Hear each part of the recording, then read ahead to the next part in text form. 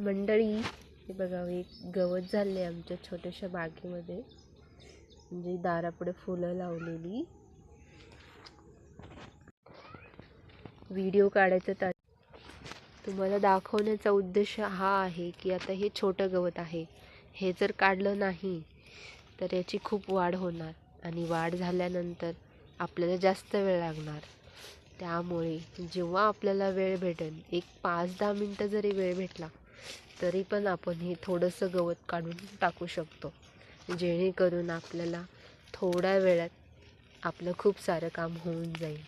त्यामुळे कोणतंही काम असलं, थोडा वेळ असला की तेवढ्यात ते पटकनी थोडंसं करून टाकायचं, म्हणजे जेणेकरून आपल्याला दुसऱ्या वेळेस खूप जास्त वेळ लागत नाही. एका माणसाचं काम 2 माणसाचं काम हे एक माणूस करू शकतो.